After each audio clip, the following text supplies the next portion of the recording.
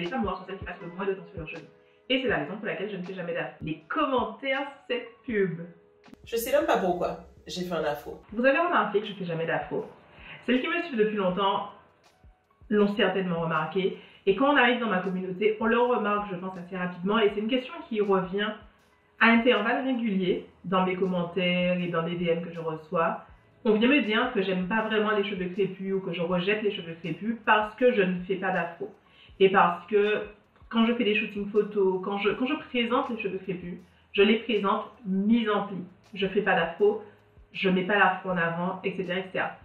Et il y a une vraie raison pour ça. Il est vrai que je n'aime pas l'afro. Il est vrai que je ne fais jamais d'afro. Et j'irai plus loin, je pense que personne ne devrait porter ses cheveux en afro régulièrement au quotidien si cette personne a pour but d'avoir des cheveux les plus beaux et longs possibles. Alors, soyons clairs. Si quelqu'un est dans une optique, dans une démarche purement esthétique et trouve que l'afro bien démêlé, c'est très beau et c'est son style et ça va devenir sa signature, bien sûr, fais ton afro. C'est comme quelqu'un qui a décidé d'être blonde platine. Si c'est ton style et c'est ta vibe, tu veux être blonde platine, sois blonde platine. Par contre, ne sois pas blonde platine pour venir dire ensuite les cheveux c'est de la merde, c'est impossible d'avoir de beaux cheveux, les cheveux c'est un truc sec, etc., etc. Ce matin encore, j'ai lu un commentaire sous une de mes pubs, arrête de faire croire aux gens qui peuvent avoir les cheveux longs. C'est pas vrai. Soit c'est dans ta famille, soit c'est pas dans ta famille. Et ces gens-là, les gens qui me disent ça, les gens qui pensent que je mens aux gens et que c'est pas vrai, et que moi j'ai mes beaux cheveux par la génétique et que c'est comme ça que ça marche chez la génétique et tout ça, ce sont toujours des gens qui ont des pratiques capillaires que j'apparente à faire du blond platine. Je pense que l'afro, porter ses cheveux en afro quand on a les cheveux crépus, c'est l'équivalent de se décorer les blonds platines quand on a tout autre type de cheveux. C'est-à-dire, c'est faire quelque chose qui abîme intensément les cheveux, qui va les rendre difficiles, qui va les rendre secs, qui va les rendre emmêlés, qui va causer vraiment une tonne de problèmes.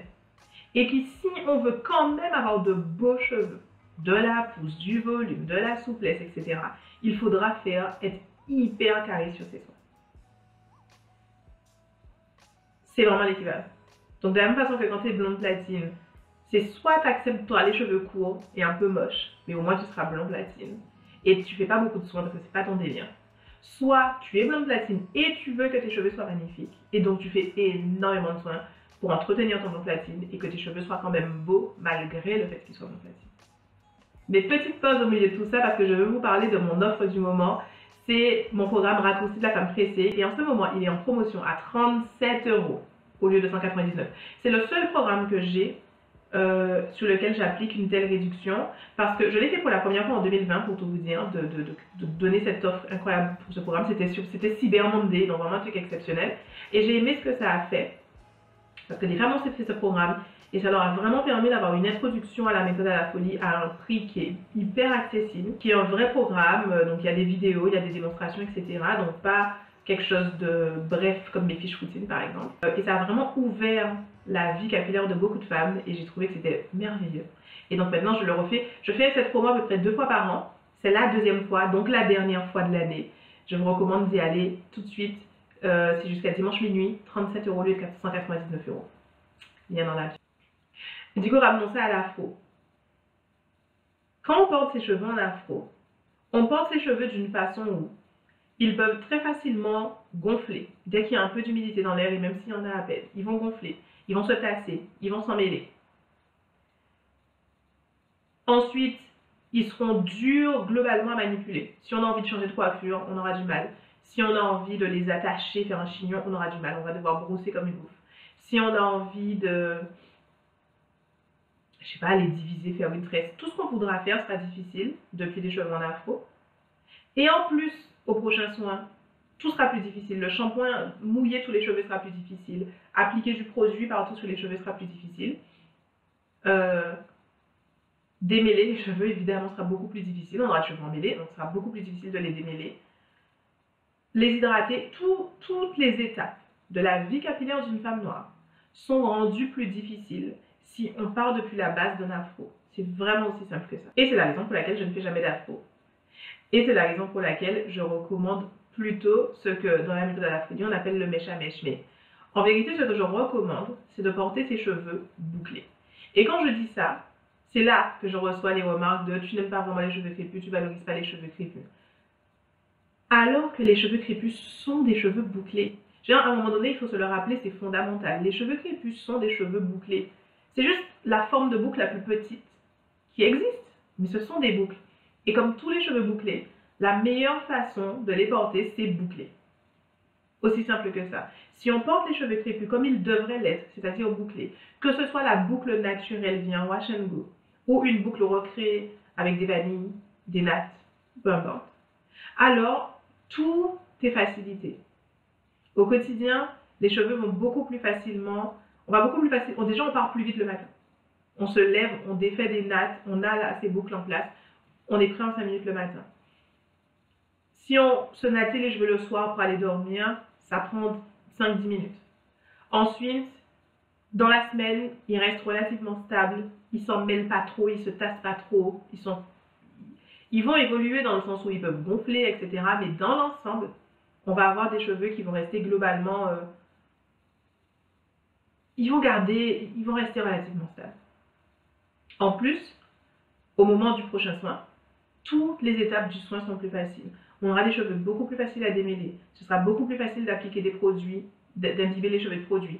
Juste la première fois qu'on ouvre l'eau sur les cheveux, ce sera beaucoup plus facile d'imbiber tous les cheveux d'eau. Ce sera beaucoup plus facile de faire un shampoing sans créer de nœuds. Tout est plus facile au moment du soin, puis dans la semaine, quand on porte ses cheveux dans un état bouclé.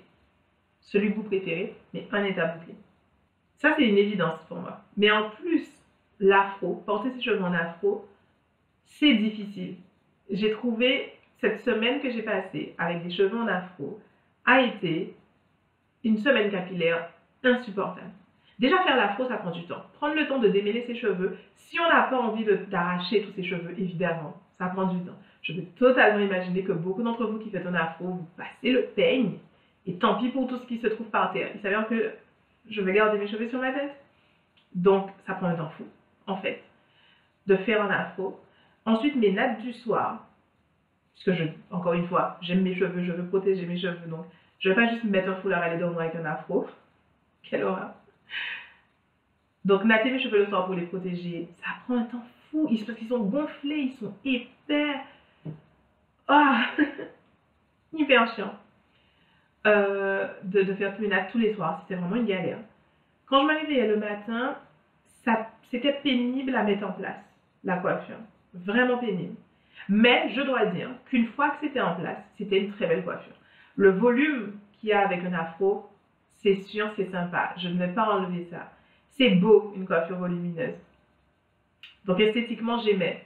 Mais l'effort qu'il me fallait pour en arriver là, je trouve ne valait absolument pas le coup et je suis surprise que beaucoup fassent ça en fait. Et je me suis vraiment fait la réflexion que si mes cheveux c'était ça, alors bien sûr que je voudrais changer de tête régulièrement, faire des pauses avec des rajouts. Et ça m'a beaucoup rappelé les débuts de mon aventure capillaire, les années 2009, 2010, 2011, 2012. C'était avant que je trouve le mèche à mèche et avant que je l'implémente correctement et que je l'intègre dans ma routine. À cette époque-là, je faisais mon shampoing. À la fin de mon shampoing, je faisais 4-5 grosses nattes. Et après, j'y vais mes cheveux dans la semaine. C'est ce que beaucoup d'entre vous faites. Et ça donne un afro dans des faits. Même si on ne prend pas le temps de le démêler parfaitement, ce que ça donne visuellement dans des coiffures, c'est un afro. Et effectivement, à l'époque, je faisais des rajouts régulièrement. Je faisais soit des rajouts, soit je faisais des tresses devant. Je faisais une coiffure pour me donner une faveur. Parce que c'était tellement pénible au quotidien. Enfin, pénible. Même si j'aimais beaucoup mes cheveux à l'époque, oui, le mot est pénible. J'aimais mes cheveux, mais c'était too much en fait. C'était lourd.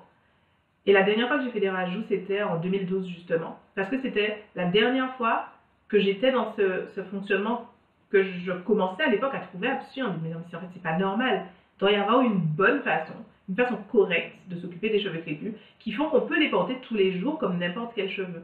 Et c'est comme ça que j'ai creusé, développé et trouvé le mèche à mèche. Et du coup, je comprends pourquoi la plupart des femmes noires ont cette relation complexe avec leurs cheveux. et trouvent que c'est difficile. En août, j'avais fait tourner une publicité dans laquelle je disais les femmes noires sont celles qui passent le moins de temps sur leurs cheveux. Les commentaires sur cette pub, maman, c'est un truc de malade. Les gens étaient fâchés. Qu'est-ce que tu racontes? Même des blancs étaient venus sur la pub. Ils sont même pas censés voir mes pubs. C'est-à-dire, donc j'imagine des gens partagés, c'est devenu un truc. C'est n'importe quoi, arrête de dire des bêtises, c'est évident que les cheveux crépus c'est les plus durs, et nanani, et ninana, etc. Et moi j'ai dit cette phrase basée sur une statistique que j'ai vue. C'était une statistique sur les femmes françaises et le temps qu'elles consacrent à leurs cheveux. Ça disait les femmes françaises consacrent, c'était 3 heures et quelques, quasiment 4 heures par semaine à leurs cheveux. Et moi, d'instinct, les cheveux crépus c'est mon métier, accompagner, coacher des femmes aux cheveux crépus c'est mon métier, je sais pour sûr que la majorité des femmes noires ne passent pas 3-4 heures par semaine sur leurs cheveux. Sûr! Et ça m'a fait me dire, oh mon Dieu, on est convaincu qu'on a les pires cheveux qui sont les plus difficiles, mais pour autant, on est des femmes qui passons le moins de temps sur nos cheveux.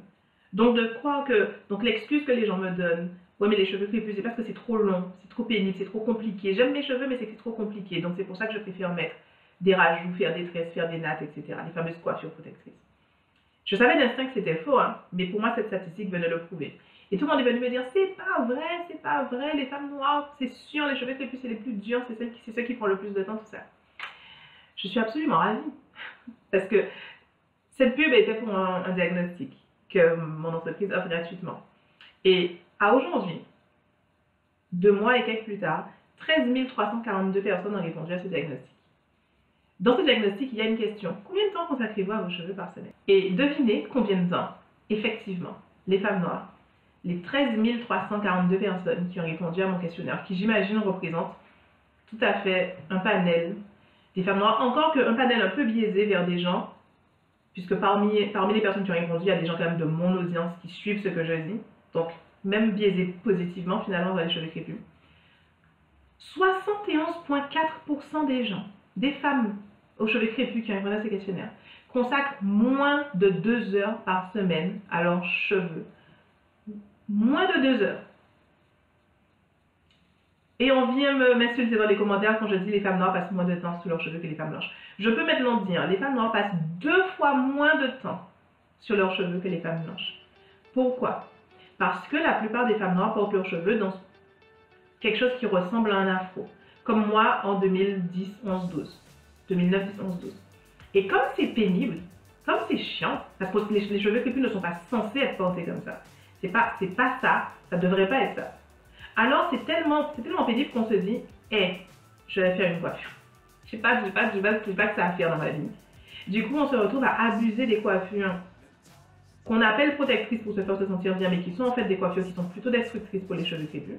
Et parce qu'on fait ça, parce qu'on fait tous ces rajouts, toutes ces coiffures protectrices, et parce qu'on ne fait pas beaucoup de soins, donc on fait peu de soins, et on passe peu de temps à vraiment s'occuper de nos cheveux. Pourquoi? Parce qu'on les porte sur une base afro. Parce qu'on s'est mis dans la tête que aimer les cheveux crépus et accepter les cheveux crépus, c'est les porter en afro. Au lieu de se rendre compte que les cheveux crépus, c'est des cheveux bouclés. Et que la meilleure façon de s'en occuper, c'est en les mettant sous une forme de boucle. Et que si on faisait ça, on adorerait nos cheveux. Et on pourrait prendre le plaisir de s'en occuper pendant 4 heures par semaine, comme la majorité des femmes françaises le font. Au lieu de ça, on les déteste, on les fuit, et on s'en occupe moins de 2 heures par semaine. J'insiste là-dessus parce qu'on est des femmes, on est éduquées et on est formaté par la société pour être obsédé par notre beauté.